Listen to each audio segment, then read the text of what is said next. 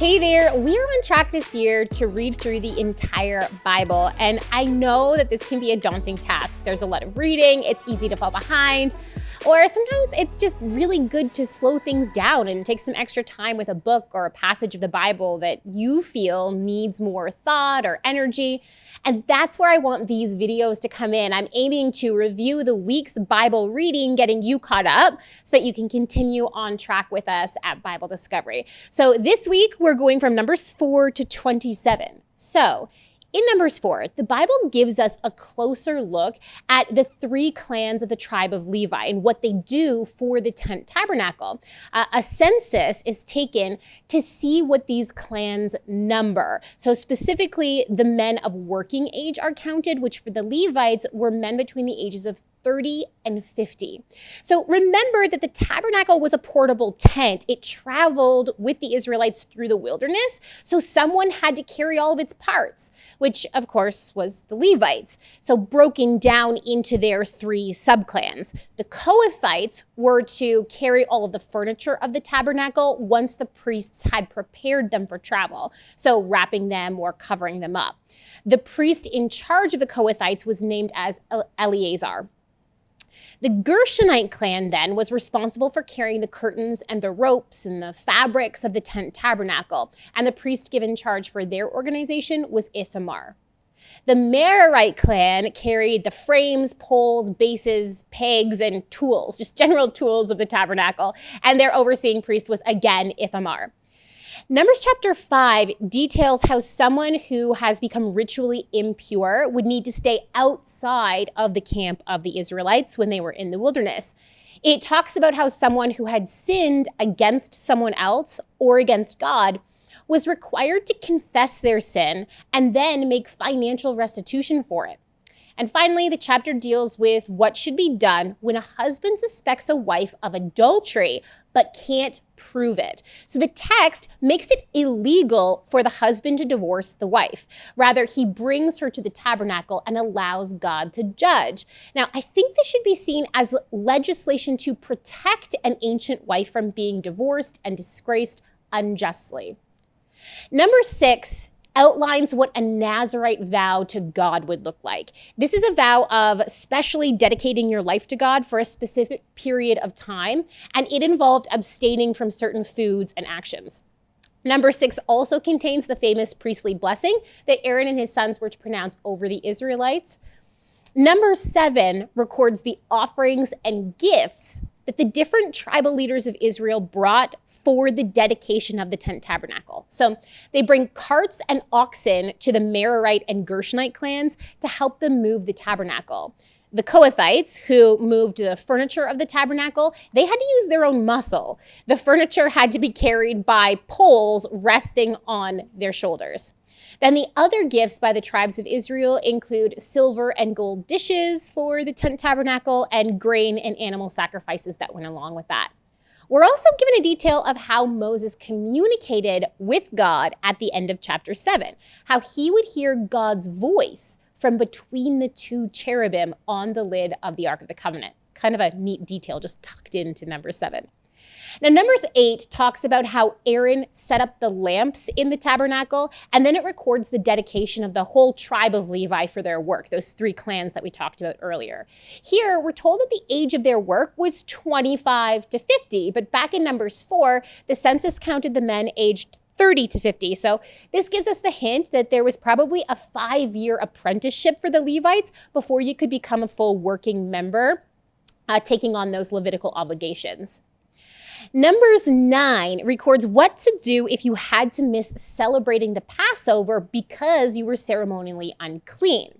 You then had to celebrate it the next month. We're also told that once the tabernacle was set up, the presence of God appeared to rest on the tent like a cloud by day, and then at night, that cloud looked like fire. So this manifestation of God would then lift off the tabernacle, and Israel would know it was time to move camp.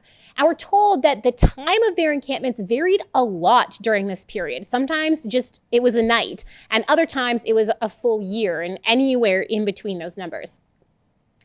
Numbers 10 records instructions for the making of silver trumpets with which to signal the Israelites about things like moving camp during warfare and to mark special events and festivals.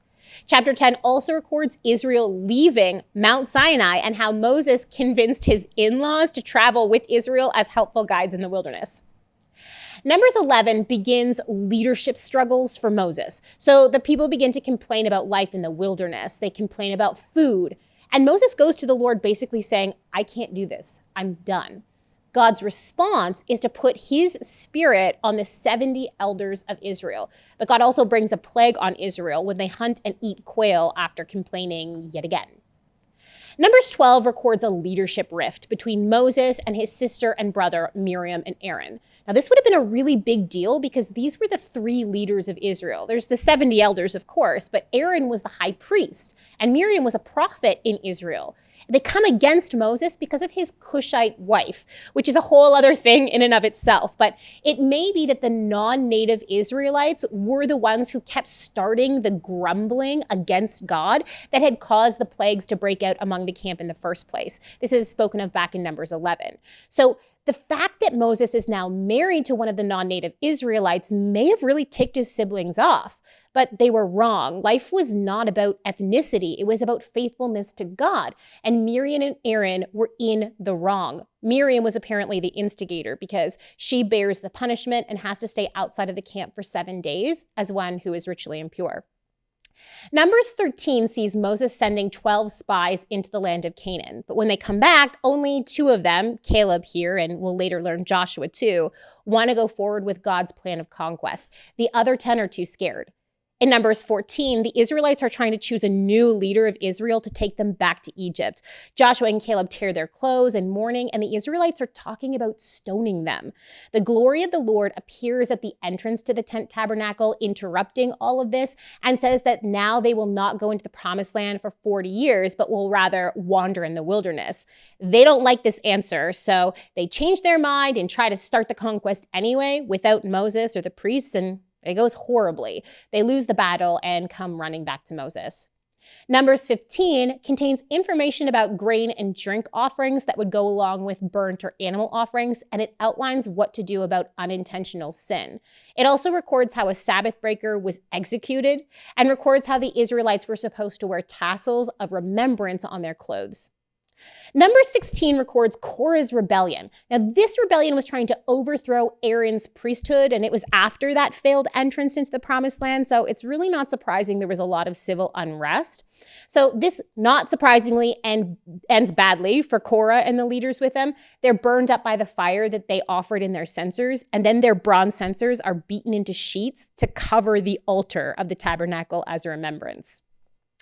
In Numbers 17, God's choice of priest is clearly portrayed in the budding of Aaron's staff. It's definitely worth a study.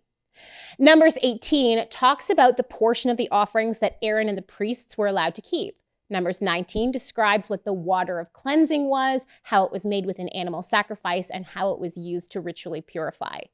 Numbers 20 records Miriam's death and burial, Aaron's death, how Edom would not allow Israel to travel through their territory, and the occasion when Israel needed water, but Moses overstepped the command of God and so would not make it into the promised land himself. Numbers 21 records a battle between the king of Arad and Israel, the bronze serpent incident, battles against Sihon, king of the Amorites, and how Israel captured cities and lived in them.